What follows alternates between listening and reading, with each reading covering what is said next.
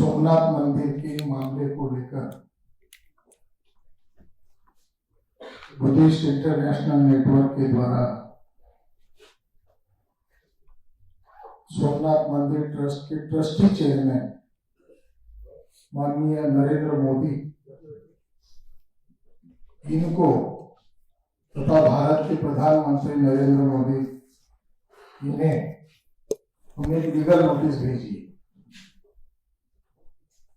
Media के जरिए से दिसंबर 2020 को सभी राष्ट्रीय मीडिया में खबर आई थी कि सोमनाथ मंदिर के नीचे क्या है, इसका जीपीआर सर्वे के द्वारा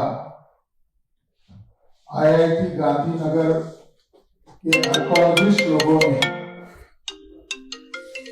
सर्वे किया, अत्याधुनिक तकनीक से सर्वे किया और 32 पेजेस का एक रिपोर्ट उन्होंने सोमनाथ मंदिर ट्रस्ट को सुपुर्द किया और उस रिपोर्ट की ये जानकारी बताती है कि नीचे 3 मंजिला बौद्ध विहार है, जबकि ये सर्वे 2017 को किया गया। मीडिया में 2017 को इसकी कोई खबर नहीं आई, मगर दिसंबर 2020 को ये खबर है।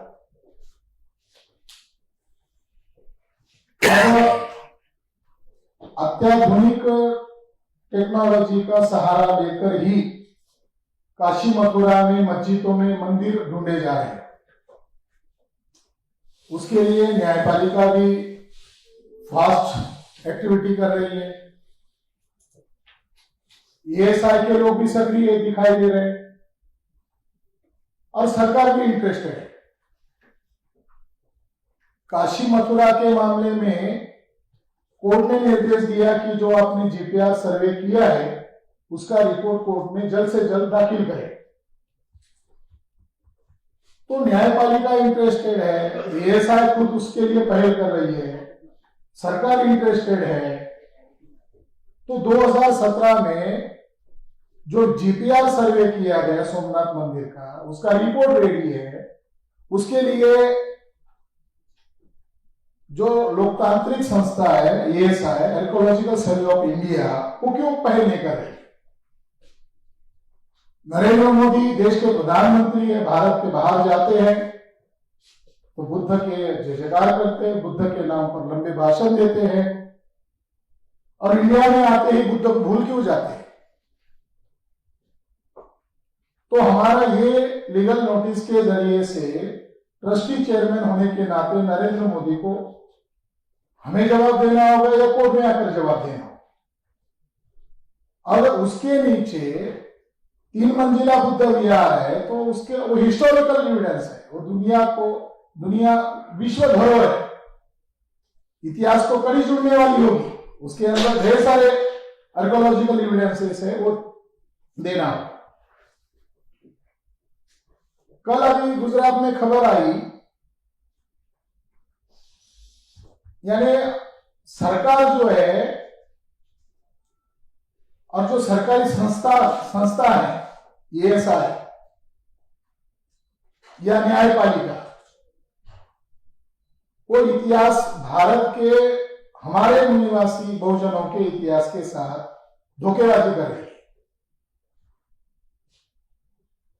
कल दिव्य भास्कर की गुजराती एडिशन की खबर में यह छपकर आया कि केंद्र सरकार पैसा दे रही है।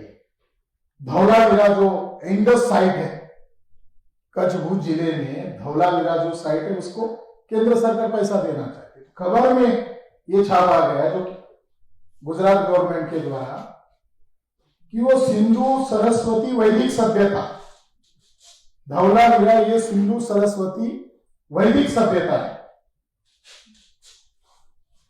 हरियाणा में एक साइट है राखीगढ़ी, जहां एंशिएंट डीएनए ढूंढा गया कंकाल के अंदर, और उसमें ब्राह्मणों का डीएनए नहीं मिला। वो भारत के ही मूल निवासी लोगों का डीएनए मिला। ब्राह्मणों का डीएनए ग्रुप R1A1 है और भारत के बहुजन लोगों का डीएनए ग्रुप L3MN है। बसंत शिंदे दलाली किया और जो बातें रिपोर्ट में नहीं है वो बातें बताए। तो वो जो सभ्यता है उसके पास जो बोर्ड लगा है एएसआई क्यों है? क्योंकि एएसआई के पास वैज्ञानिक मापदंड है, उनके पास अथॉरिटी है। पहली बार एएसआई के द्वारा वहां पर जो बोर्ड लिखा गया वहां पर भी लिखा गया वैदिक सरस्वती सभ्यता। तो मूलनिवासी बहुजनों के इतिहास पर डकैती डाला जा रहा है। ये वैदिक सभ्यता कैसी हो सकती है? वर्ण व्यवस्था, जाति व्यवस्था, उच्च नीचता, गैर बराबरी, ये सभ्यता कैसी हो सकती है? महिलाओं की गुलामी। और सरस्वती नदी के संदर्भ में ये गप कर रहे हैं, उनके पास कोई जवाब नहीं है। ये फेक नदी है, काल्पनिक नदी है, उसका आर्कोलॉजिकल कोई एविडेंस नहीं है, उसका भौतिक कोई आधार नहीं है। सरस्वती नामक नदी नहीं है, कल्पना है, मीत है। और इंडस कल्चर ये भारत के मूल निवासी लोगों का है।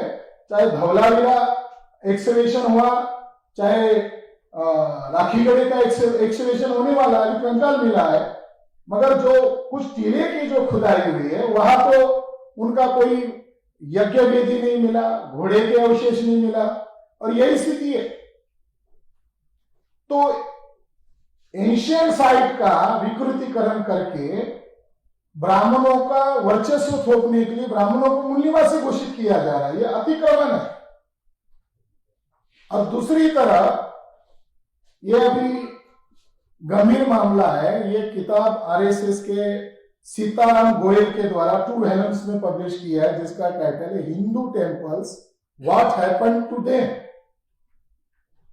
इसके अंदर 1800 मस्जिदों को विवादित घोषित किया है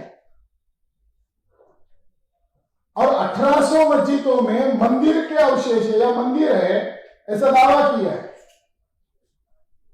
यह किताब 1990 में आरएसएस के अरुण शौरी और अन्य साथियों ने मिलकर उसको प्रकाशित किया, सीताराम गोयल ने। अब इसका रिप्रिंट एडिशन मेरे पास है। जो बातें यहां लिखी गई है उन्हीं बातों पर केंद्र सरकार, बीजेपी, आरएसएस के लोग काम कर रहे हैं विभिन्न राज्यों में। हिंदू मुसलमान, ये जो आरएसएस की थ्योरी है, इसके आधार पर विवाद खड़ा किया जा रहा है। अभी मैं जौनपुर से आया, जौनपुर में एक अटाला मस्जिद है, उसको घोषित किया जा रहा है अटाला देवी मंदिर है, और जौनपुर में 15 मस्जिदों को डिस्प्यूटेड घोषित किया। तो ये 1800 मस्जिदों का मामला नहीं है, बल्कि हमारा यह दावा इस प्रेस कॉन्फ्रेंस के माध्यम से कि उसके नीचे एंशियंट बुद्धिस्ट मॉन्यूमेंट्स है। सम्राट अशोक के द्वारा 84,000 स्तूप और विहार बनाए गए थे, वो कहां गए? वो तो एक्वायर कर लिए गए, कब्जा किया गया। आदि शंकराचार्य का शांकर दिग्विजय, ये हिस्टोरियन लोग इसको प्रमाण मानते हैं। और 1895 को महाबोधि महाविहार का जो जजमेंट आया उसमें यह साफ कहा गया कि जगन्नाथ टेम्पल भी अशोक राजा के द्वारा बनाया गया महाविहार था, और जैसा उसके ऊपर कब्जा किया वैसा महाबोधि विहार पर कब्जा करना चाहते हैं। और जज महोदय ईमानदार थे, रंजन गोगोई की तरह नहीं थे, उनको कोई ब्लैकमेल नहीं किया गया, कोई ऑफर नहीं दिया गया। तो उन्होंने कहा क्यों कब्जा कर रहे हैं? तो उन्होंने कहा यहां के मूल बुद्धिस्ट लोगों को गुलाम बनाने के लिए उनके धर्म स्थलों पर कब्जा किया जा रहा है। उस जजमेंट में ब्रह्मांड पुराण का हवाला देकर कहा गया है कि ब्राह्मण लोग कहते हैं ब्रह्म पुराण में कि बुद्ध का चेहरा भी नहीं देखना चाहिए, सभी चीजों का, सभी पापों का प्रायश्चित निर्धारित है, मगर बुद्ध विहार में जाना या बुद्ध का चेहरा देखना देह दंड के अलावा कोई प्रायश्चित नहीं। महाभारत में या पुराणों में मगध को अपवित्र कहा है, बनारस को अपवित्र कहा है, उधर किसी को किसी द्विज को नहीं जाना चाहिए ऐसा कहा है। तो खुले तौर पर यह संघर्ष दिखाई दे रहा है नाग, यहाँ के जो नाग मूल निवासी लोग थे इनका और द्विज लोगों का, ब्राह्मण वर्ग।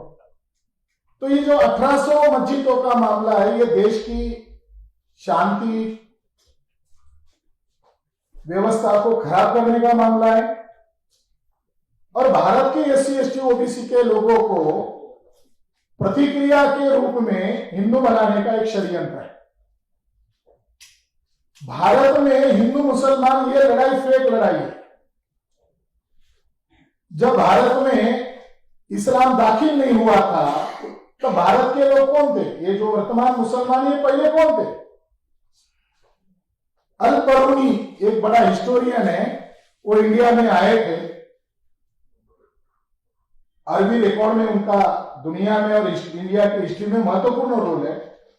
उन्होंने अपने सफरनामे में लिखा कि भारत में 2 ही मजहब के लोग रहते हैं। एक मजहब का नाम बमनिया धर्म है यानी ब्राह्मण धर्म, और दूसरे मजहब का नाम समनिया धर्म यानी श्रमण धर्म। बौद्ध धर्म का पर्याय नाम श्रमण धर्म, यानी 11वीं शताब्दी में 2 ही धर्म के लोग रहते थे। जिसे आज हिंदू धर्म कहा जा रहा है, स्वामी दयानंद सरस्वती को भागवत जी भूल गए होंगे, हम नहीं भूले हैं। स्वामी दयानंद सरस्वती ने सत्याग्रह प्रकाश के पेज नंबर 81 पर लिखा, हे आर्य ब्राह्मणों, तुम अपने आप को हिंदू मत कहो, क्योंकि हिंदू आक्रांता मुसलमानों के द्वारा दी हुई गाली है, जिसका अर्थ गुलाम, छली, कपटी, नीच, डाकू ये होता है। तुम अपने आप को आर्य को, ब्राह्मण को। तो कुल मिलाकर बात यह है कि ये सांस्कृतिक अतिक्रमण है, ये डकैती है, हमारे कल्चर को मिटाया जा रहा है, ऑर्गेनाइज वे में हो रहा है। और इसके लिए RSS बीजेपी के लोग सरकारी संस्थाओं का मिसयूज कर रहे हैं, चाहे वो न्यायपालिका हो, चाहे ASI हो। हमारा ASI पर अब यकीन उड़ता जा रहा है। आज की खबर आई है, ये खबर का हेडिंग ही जनसत्ता में है, पेज नंबर 18 पर, देश के धरोहर स्थलों का संरक्षण करेंगे टाटा, डालमिया जैसे औद्योगिक घराने। महाराष्ट्र में फडणवीस गवर्नमेंट जो थी, उन्होंने छत्रपति शिवाजी महाराज के जो किले थे उनको होटल्स, रेस्टोरेंट, बार्स बनाने का अध्यादेश निकाला था, वहां विरोध हुआ, पीछे लेना पड़ा, फिर उनको अध्यादेश पीछे लेना पड़ा। क्या शाक्य मुनि तथागत बुद्ध के सेंटर बार बनाए जाएंगे, डांस बार बनाए जाएंगे, मैरिज हॉल बनाए जाएंगे, हनीमून सेंटर बनाए जाएंगे? टाटा बिरला माता को देश भेज दिया गया है, अंबानी को देश भेज दिया है। अब हमारा मूल निवासियों का कल्चर पिछड़े का नरेंद्र मोदी सरकार ने ऐलान किया है। तो हम आज प्रेस कॉन्फ्रेंस कर रहे हैं, कल हम सड़क पर उतरकर आंदोलन करेंगे और ASI का हेड ऑफिस यहां है।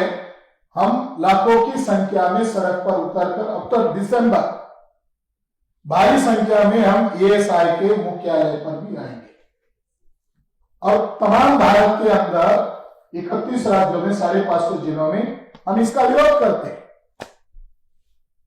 धन्यवाद। साथियों, अगली कड़ी में मैं चौधरी विकास पटेल जी को आमंत्रित करता हूं, जो कि राष्ट्रीय पिछड़ा वर्ग मोर्चा के राष्ट्रीय अध्यक्ष हैं, माननीय चौधरी विकास पटेल जी।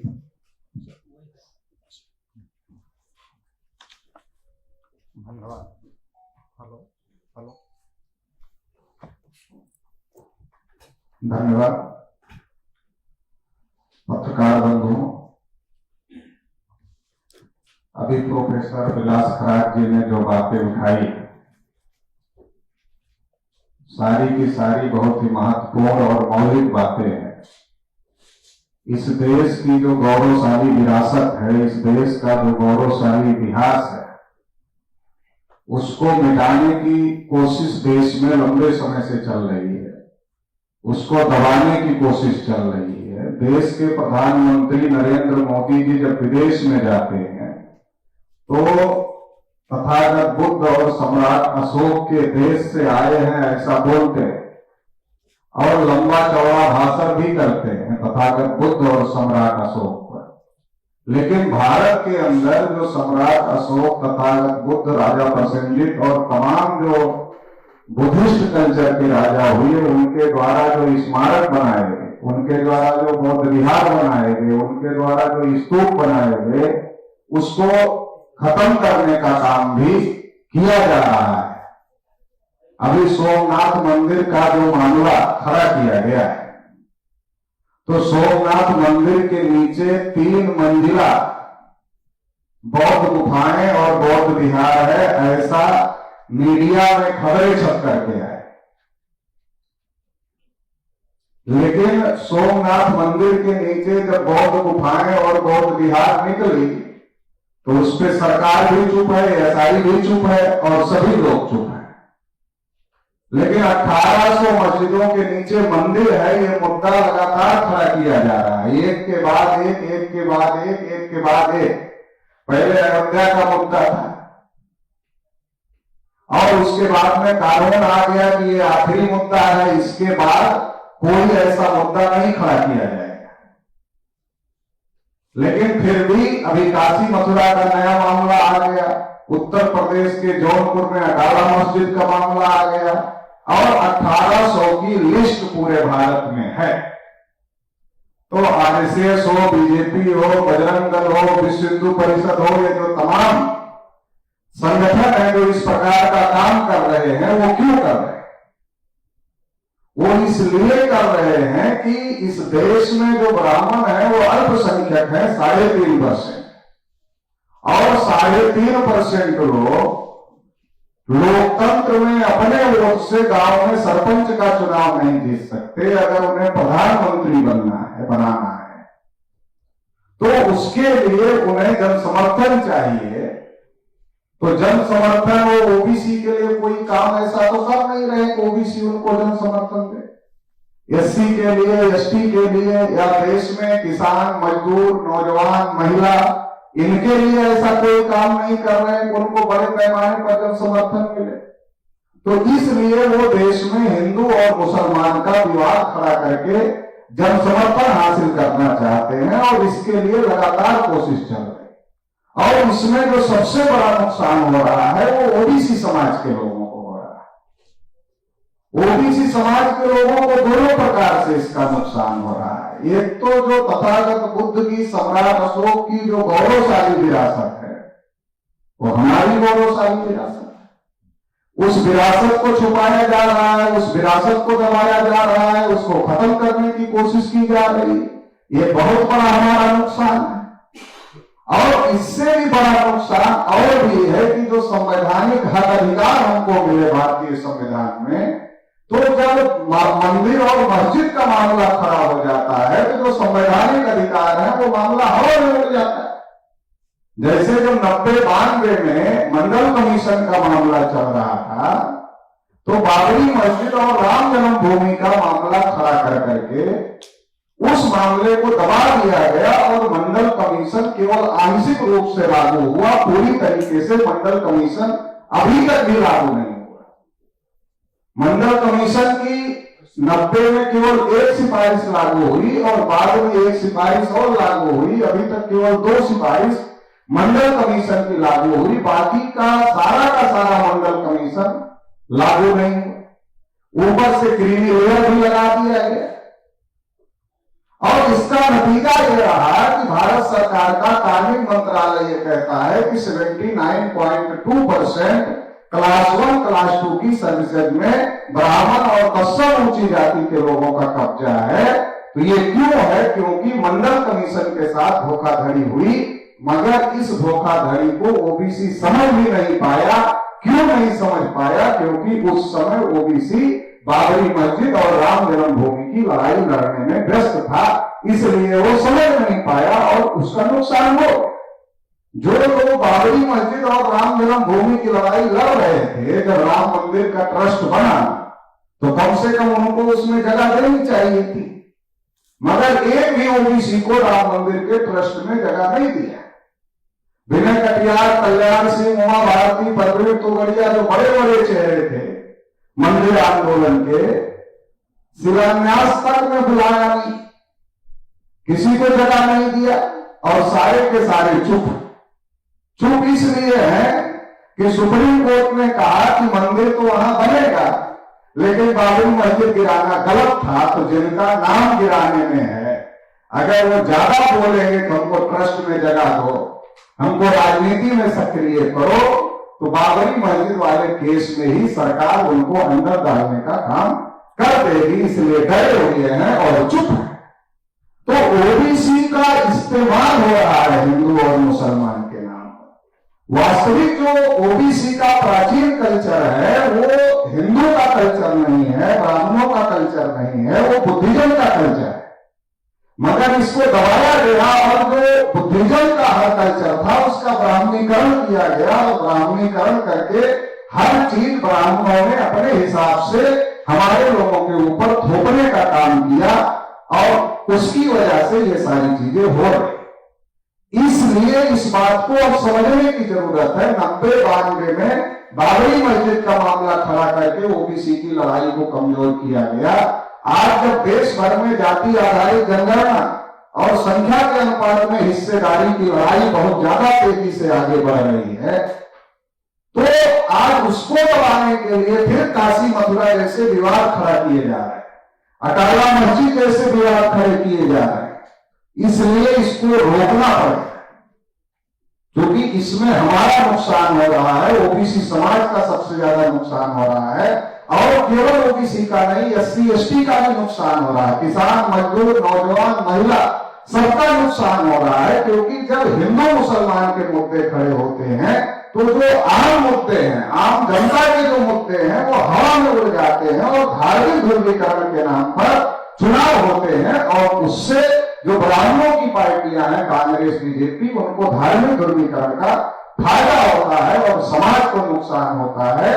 इसलिए जो बुद्धिस्ट इंटरनेशनल नेटवर्क के द्वारा जो ये आंदोलन घोषित किया जा रहा है, राष्ट्रीय पिछड़ा वर्ग मोर्चा की तरफ से हम लोग इसका जाहिर समर्थन करते हैं और पूरे देश भर में पूरी ताकत के साथ इस आंदोलन को मजबूत किया जाएगा, अभियान चलाया जाएगा। इस देश की जो गौरवशाली विरासत है उसको ना अडानी, अंबानी, टाटा, बिरला के कब्जे में जाने दिया जाएगा और जो ब्राह्मणवादियों के कब्जे में है, ब्राह्मणों के कब्जे में है, वहां से मुक्त कराया जाएगा। तमाम जो बड़े बुद्धिस्ट सेंटर हैं वो ब्राह्मणों के कब्जे में है, उसको मुक्त कराया जाएगा। और जहां जहां उनका कब्जा है, क्योंकि जब आप जमीन के नीचे की बात कर रहे हो तो जमीन के नीचे जिसका है उसको सुपुर्द करो, सोमनाथ मंदिर के नीचे जिसका है उसको सुपुर्द करो। नहीं तो जो कानून बना था अगर उसको मान लेते तो फिर नहीं होगा ऐसा। लेकिन जब ऐसा कर रहे हो तो जो वास्तविक विरासत जिनकी है उनको सुपुर्द करना पड़ेगा और इसके लिए हर लड़ाई में राष्ट्रीय पिछड़ा वर्ग मोर्चा पूरी ताकत के साथ में शामिल रहेगा। बहुत बहुत आभार, धन्यवाद। धन्यवाद माननीय चौधरी विकास पटेल जी। साथियों, मैं अभी आमंत्रित करना चाहूंगा माननीय वामन मिश्रा साहब, जो राष्ट्रीय अध्यक्ष हैं वामशेप भारत मुक्ति मोर्चा व राष्ट्रीय संरक्षक हैं बुद्धिस्ट इंटरनेशनल नेटवर्क व राष्ट्रीय पिछड़ा वर्ग मोर्चा। तो मैं आमंत्रित करता हूँ माननीय वामन मिश्रा साहब को, जो अपनी बात। मैं केवल 2-3 मुद्दे ही आप लोगों के सामने रखना चाहता हूँ। पहला मुद्दा तो ये है कि जो प्रधानमंत्री का पद है, कॉन्स्टिट्यूशनल संवैधानिक पद है, बहुत खेद के साथ और बहुत दुख के साथ ये कहना पड़ रहा है कि आरएसएस के लोग उसका इस्तेमाल कर रहे हैं। ये सबसे ज्यादा गंभीर बात है। ये बात में ये जो एग्जाम्पल्स है लोगों ने दिए उसके आधार पर ही मैं कहना है। दूसरा मुद्दा ये है कि आरएसएस के कुछ ब्राह्मण लोग फैसले कर रहे हैं और मोदी जी केवल उस पर अमल करने का काम कर रहे हैं। फैसले करने का काम मोदी जी नहीं करते। तो मोदी जी को आरएसएस के लोगों ने सीओ बना के रखा। एक तो कॉन्स्टिट्यूशन में पीएम है, कॉन्स्टिट्यूशन के अनुसार कार्यकारी सत्ता प्रधानमंत्री के नियंत्रण में, एग्जीक्यूटिव पावर। तो इसलिए वो कार्यकारी सत्ता जिनके पास है कॉन्स्टिट्यूशन के अनुसार, वो निर्णय नहीं कर रहे। आरएसएस के लोग निर्णय कर रहे हैं और नरेंद्र मोदी केवल इम्प्लीमेंट करने का, अमल करने का काम कर रहे हैं। इसलिए हम कह रहे हैं कि नरेंद्र मोदी को आरएसएस के लोगों ने सीओ बना के रखा है। ये कॉन्स्टिट्यूशन में जो प्रधानमंत्री का पद है, ये भारत के आजाद भारत के इतिहास में ये सबसे बड़ा अवमूल्यन है। बहुत ज्यादा दुख की बात है। तीसरी महत्वपूर्ण बात यह है कि बुद्धिस्ट इंटरनेशनल नेटवर्क के द्वारा जो भी आंदोलन किया जाएगा, उस आंदोलन को सारे देश भर में हमारा 567 जिलों में 4000 से ज्यादा तहसीलों में नेटवर्क फैला हुआ है। तो इस संगठन की शक्ति के द्वारा हम लोग इसका समर्थन करेंगे सारे देश भर में। कुछ दिन पहले आप लोगों को याद होगा 6 अक्टूबर 2022 को हम नागपुर में आरएसएस के हेडक्वार्टर को घेरने के लिए 4.5 लाख लोगों का मोर्चा निकाले थे। तो वो सारा रिकॉर्ड अवेलेबल है। तो इस तरह का बड़ा आंदोलन सारे देश भर में खड़ा किया जाएगा। और आखिरी बात कहना चाहूंगा प्रेस कॉन्फ्रेंस में कि मुस्लिम लोगों को इस हिंदू मुसलमान के चक्कर में नहीं पड़ना चाहिए। ब्राह्मणों को और हम मुसलमानों को आपस में निपटने दें, हम निपट लेंगे। मुसलमानों को इसके शामिल नहीं होना चाहिए। मुसलमानों के शामिल होने की वजह से ये मामला हिंदू मुसलमान बन जाता है।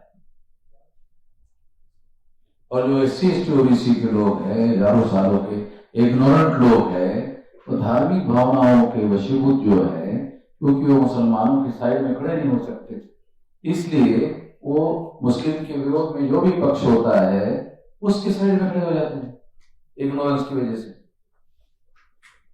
तो मैं मुस्लिम्स लोगों को ये अनुरोध करता हूं कि ये मामला हिंदू मुसलमान का है, बिल्कुल भी मुस्लिम लोगों को विड्रॉ कर देना चाहिए ये सारी इशू।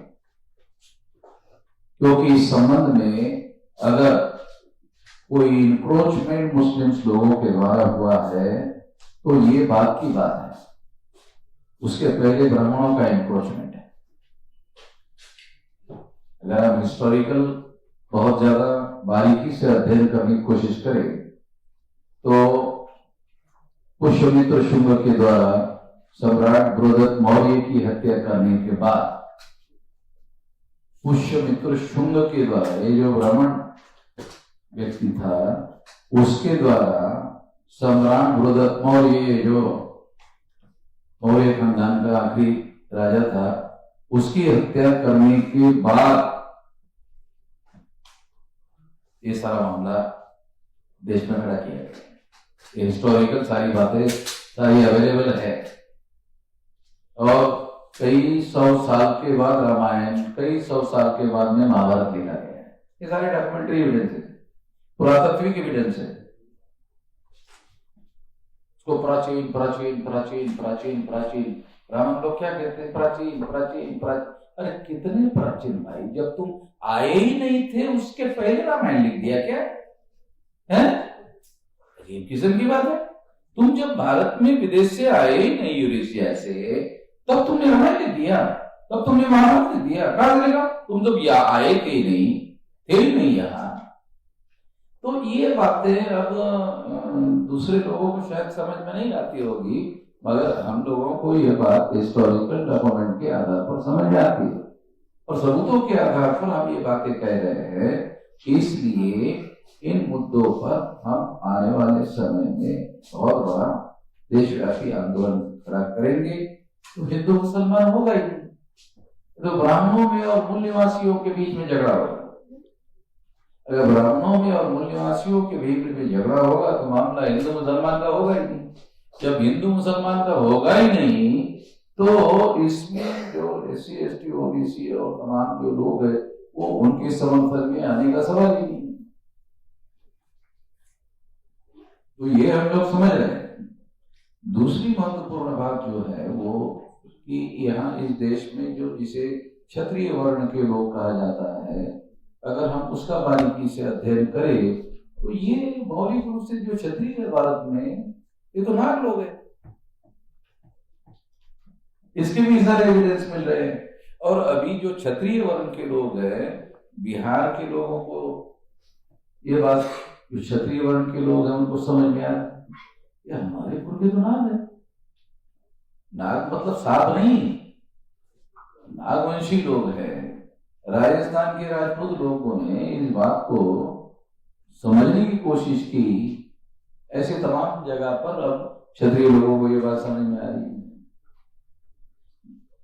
ब्राह्मणों के आगमन के बाद ब्राह्मणों ने जो वर्णा सिस्टम बनाया, उस वर्णा सिस्टम में ब्राह्मण 3.5% अगर छोड़ दिए जाए तो सारे के सारे नाग लोग जिनको उन्होंने वर्णा सिस्टम में एकोमोडेट किया, एसिमिलेट किया, ये उनके ही शब्द है। एसिमिलेशन, ये बाल गंगाधर तिलक ने यूज किया हुआ शब्द है एसिमिलेशन।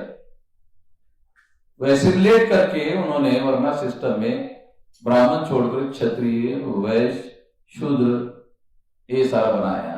और फिर बुद्धिस्ट लोगों ने इनका वर्चस्व मानने से इनकार कर दिया, तो बुद्धिस्ट लोगों को ब्राह्मणों ने अछूत घोषित किया। ये बात बाबा साहब अम्बेडकर ने जो अनटचेबल नाम का ग्रंथ लिखा, उसमें सारे के सारे प्रमाण के साथ प्रूव किए गए। अगर आप में से किसी ने अनटचेबल नाम का ग्रंथ पढ़ा होगा तो उसमें उनका कहना है कि बुद्धिस्ट लोगों को ब्राह्मणों ने अनटचेबल घोषित किया। सामान्य बात नहीं है।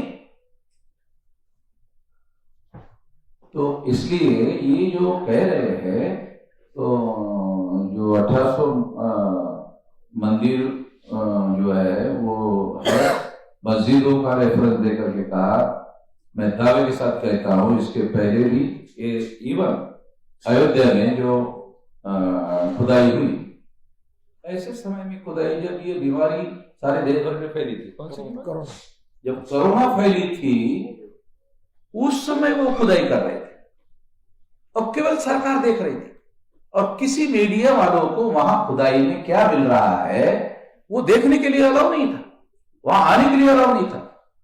क्योंकि उसी समय की उन्होंने खुदाई की, क्योंकि उस समय वो सारी चीजें वहां उपलब्ध हो रही थी, मिल रही थी, सारे पुरातात्विक प्रमाण वहां बोल रहे थे अयोध्या के अंदर। छुपाने की कोशिश करने के बावजूद भी अभी भी कम से कम 10% जो सबूत है पुरातात्विक वो ये शो कर रहे कि वो बुरी जगह है। ऐसे भी एविडेंसेस है कि उस जगह पर बुद्ध ने 16 साल निवास किया। जो अयोध्या की जगह है ना, उस जगह पर बुद्ध ने 16 साल निवास किया। 3000 भिक्षुओं का निवास होता था और वहां बुद्ध जो है प्रवचन करते थे। जो अयोध्या की जगह है वहां, ये सारे एविडेंसेस है। आप लोग सुनकर हैरान हो जाओगे, पाली भाषा में बहुत पहले दशरथ जातक कथा है, दशरथ जातक कथा है।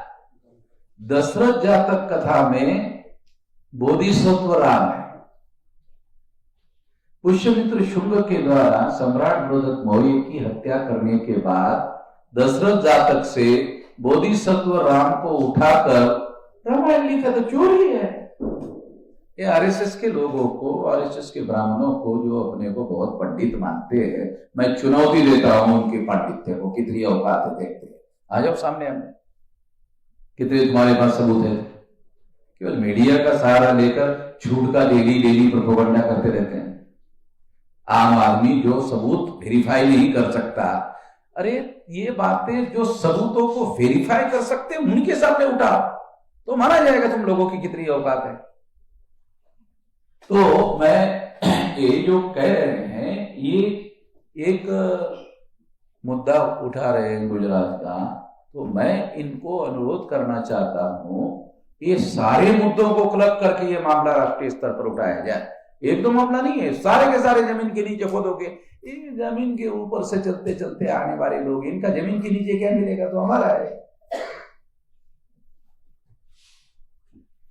तो ये अब सामान्य एविडेंस नहीं हमारे पास में, ये जो एविडेंसेस है हमारे पास में सामान्य एविडेंस नहीं, पुरातत्विक एविडेंसेस है। अंग्रेजों के द्वारा बाकायदा आर्कियोलॉजिकल सर्वे ऑफ इंडिया का सर्वे है। वो सर्वे का रिपोर्ट रिकॉर्ड में अवेलेबल है सारा का सारा, ऐसे ही नहीं है हवा भाई। तो उसके आधार पर ये बात हो रही है, तो मैं उनको अनुरोध करता हूं कि इस तमाम मामले को क्लब किया जाए और क्लब करके ये लड़ाई लड़ी जाए। हम लोग सारे देश भर में इसका समर्थन करेंगे। धन्यवाद। सवाल दो। अभी सभी साथी सवाल कर सकते हैं। सर, मेरा आपसे प्रोफेसर जी आपसे सवाल है कि आप कह रहे हैं कि 2017 में सर्वे हुआ, उसके बाद सर्वे को दबा लिया गया, फिर किसी तरीके से 2020 में न्यूज आई, उसके बाद आपको इतना समय क्यों लगा मीडिया के सामने आने में? 2020 में खबर आने के बाद ही हमें पता चला। फिर उसके बाद हमने क्या किया? जो प्रावधान है, कानूनन प्रावधान, हम लोगों ने आरटीआई डाला। अखबार में छापा गया है कि 32 पेजेस का सोमनाथ मंदिर का जो रिपोर्ट है, वो उसकी कॉपी हमें चाहिए थी, क्योंकि खबर एक सिंगल कॉलम की खबर थी, वो कोई ब्रेकिंग न्यूज नहीं थी। सिंगल कॉलम, वो भी बैक पेज में, जहां पे पढ़ नहीं पाता ऐसी जगह पर। तो हमने आईटीआई डाला और आईटीआई डाल के जानकारी निकालने का प्रयास किया। तो जो आईटीआई में हमें जानकारी मिली, तब हमें बड़ा आश्चर्य लगा कि इस जानकारी को पब्लिक करना चाहिए। हम लोगों ने गुजरात गवर्नमेंट को, एएसआई को और सोमनाथ मंदिर ट्रस्ट को एप्लीकेशन दिया कि वो रिपोर्ट की कॉपी हमें चाहिए, हमें डिटेल पढ़ना है, हमारा इंटरेस्ट है। हमें भी बड़ा आश्चर्य कि मीडिया वालों को कैसा उसका रिपोर्ट मिला। किसी मीडिया वाले से भी हमने संपर्क किया कि हमें कॉपी दे दो, तो वो रिपोर्ट देने से एएसआई ने कह दिया कि हमारे पास वो रिपोर्ट ही नहीं है।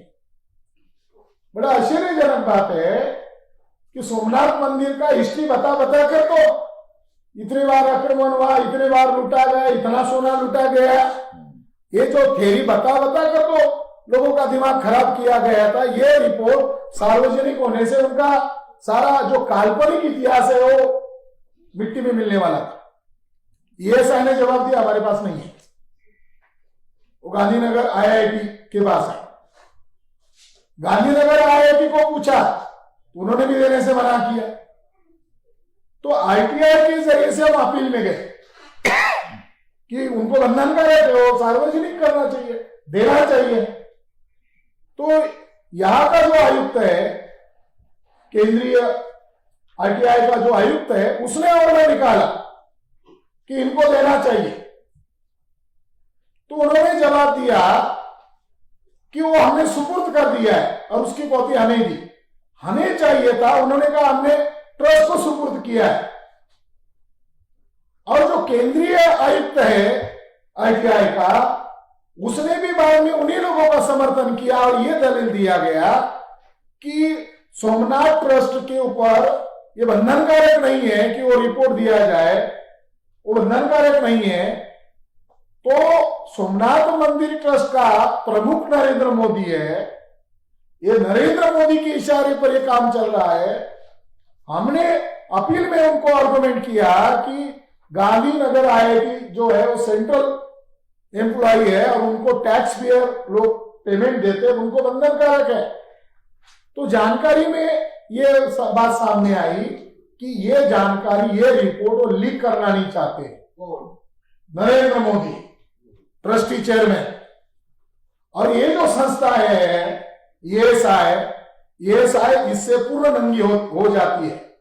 तो हमारे पास कोई एविडेंस आना चाहिए। 2020 में खबर आई, ITI से हमें एक जानकारी आई, तो हमने फिर अभी लीगल नोटिस भेजा है। नरेंद्र मोदी को कोर्ट में तो जवाब देना पड़ेगा और हम आंदोलन की घोषणा आज की है, जनता के बीच में भी जाकर उनको जवाब देना पड़ेगा। आप जैसे ये कह रहे हैं कि सोमनाथ मंदिर की विरासत है जिसे ब्राह्मणों ने कब्जा किया, तो ASI जैसी बड़ी कंपनी है या देश के प्रधानमंत्री जिसको आप ट्रस्टी बता रहे हैं, ये सारे लोग ASI कंपनी नहीं है, ASI भारत सरकार का विभाग है। तो ये सब उसको छुपा क्यों रहे हैं, इसके ऊपर उसकी चुप्पी क्यों है? मेश्राम साहब बोलते हैं कि ये अल्पसंख्यक लोगों का डेमोक्रेटिक संस्था पर कब्जा हुआ है। ASI के जितने भी डायरेक्टर जनरल है उसमें SC के कितने हैं, ST के कितने हैं, OBC के कितने हैं, अभी तक एक भी नहीं है, अभी तक एक भी नहीं बना। 75 साल का जश्न मना रहे, डायरेक्टर जनरल एक भी नहीं बना। वो लोग मिली भगत करके कॉन्स्पिरेसी कर रहे हैं, प्लानिंग करके कर रहे हैं। इसलिए अब न्यायपालिका रंजन गोगोई को राज्यसभा का ऑफर दिया। रंजन गोगोई के ऊपर जिस महिला ने आरोप लगाया, रंजन गोगोई का ब्लैकमेल हुआ। अपनी व्यक्तिगत इज्जत बचाने के चक्कर में नरेंद्र मोदी को उन्होंने वो जैसा चाहिए वैसा फैसला दिया। और जो साकेत है वो बुद्धिस्ट पिलग्रिम्स युवन संघ और फैयान ने लिखा हुआ है, डॉक्यूमेंट्री है। वो सारा का सारा बुद्धिस्ट प्लेस होने के बावजूद वो कितनी जगह पर डिस्प्यूट था, 1.75 एकड़ मॉस्क्यू और टेम्पल के नाम पर 1.75 एकड़ एरिया का डिबेट था। फैसला दे दिया 1250 पेज में। किस आधार पर दिया? श्रद्धा आस्था के नाम पर दिया। क्या न्यायपालिका श्रद्धा और आस्था के नाम पर चलती है? करने वाली बात है।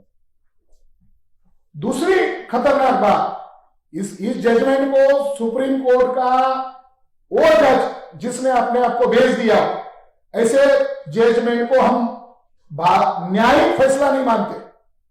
ये ब्लैकमेल किया गया फैसला है।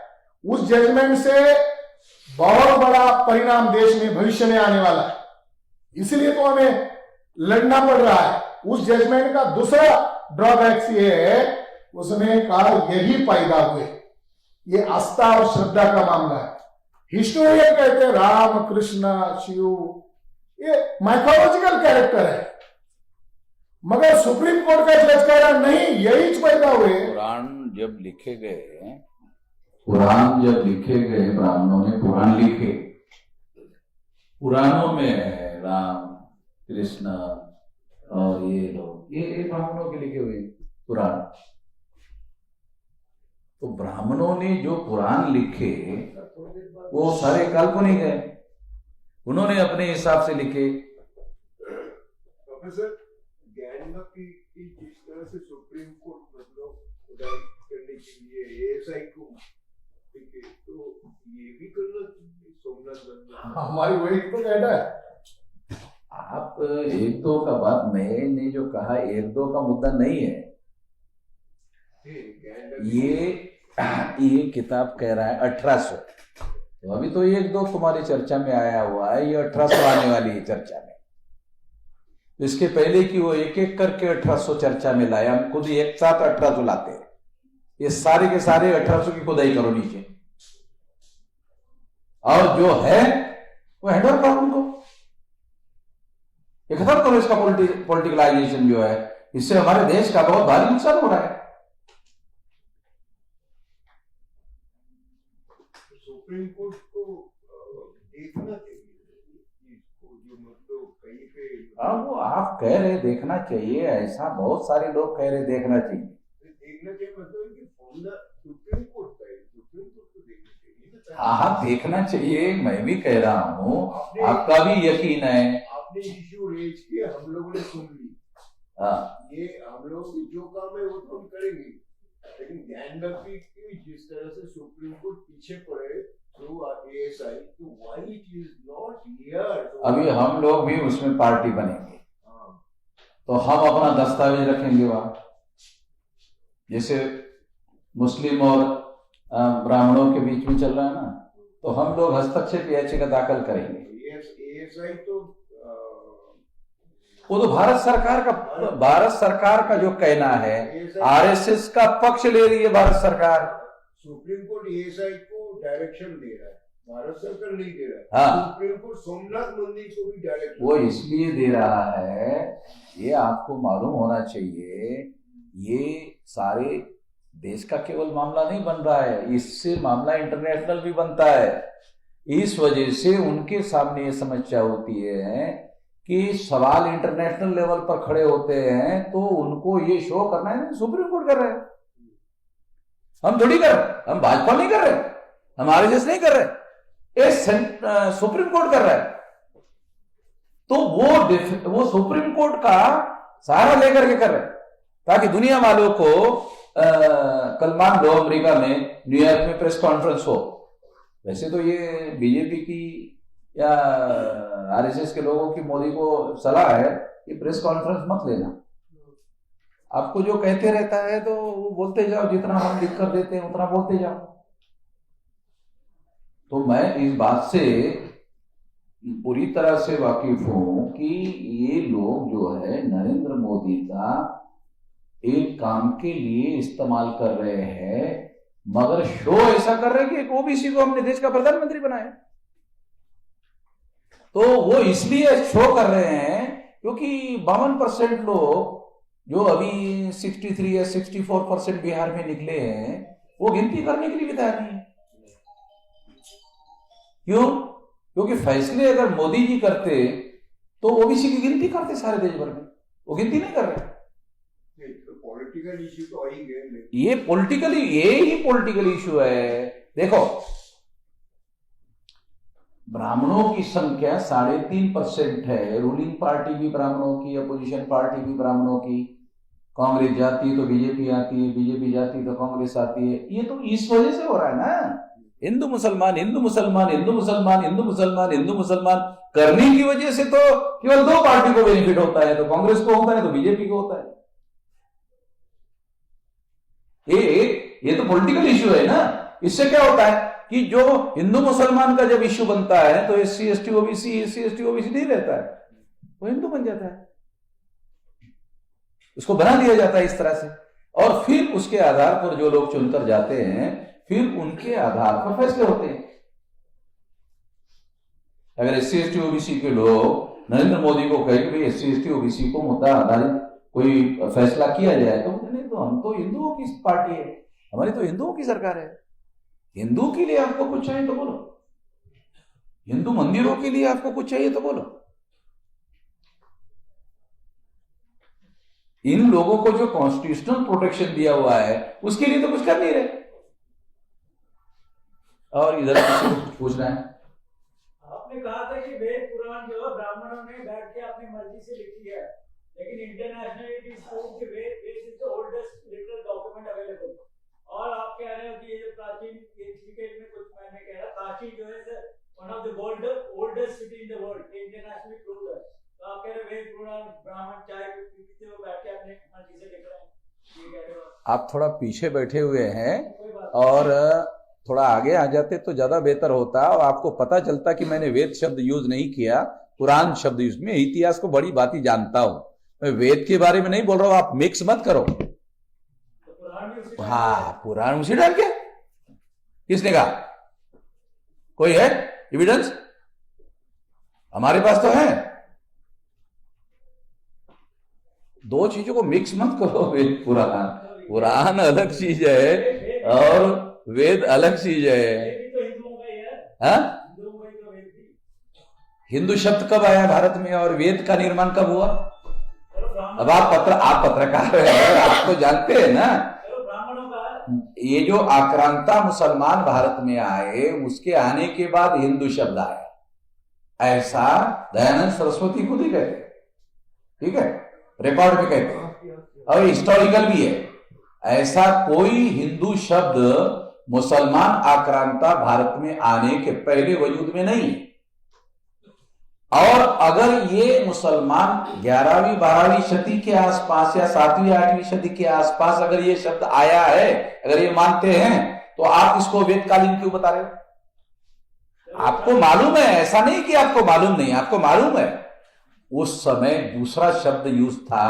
अल्बेरिनी रिकॉर्ड में लिखा हुआ है, ये भी आपके सामने एविडेंस के तौर पर बोला गया है कि उस समय जिसे आप हिंदू धर्म कह रहे हो वो ब्राह्मण धर्म था।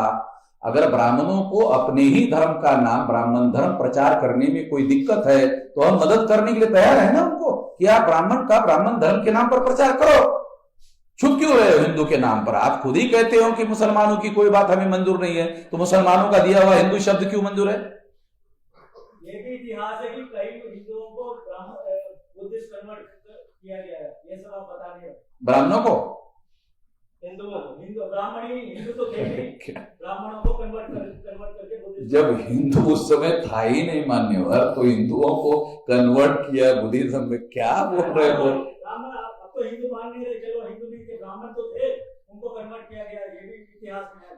हाँ, तो ये हमने इनकार किया? ऐसा कोई कहा हमने कि ब्राह्मण जो है बुद्धिज्म में कन्वर्ट नहीं हुए हैं?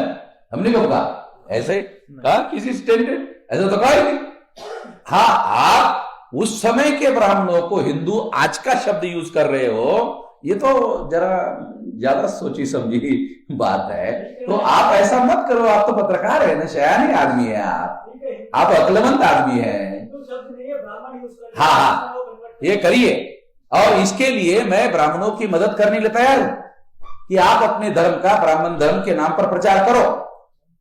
आपको प्रचार के लिए मदद चाहिए, पैसों की मदद चाहिए, डोनेशन चाहिए, विश्व हिंदू परिषद को हम देने के लिए तैयार है। इसका ब्राह्मण धर्म के नाम पर प्रचार करें। आप अगर मदद करवाए, बीच बचाव करें, आप मीडिएटर बन जाए विश्व हिंदू परिषद आरएसएस के बीच और हमारे बीच में, तो अच्छा रहेगा। ठीक है।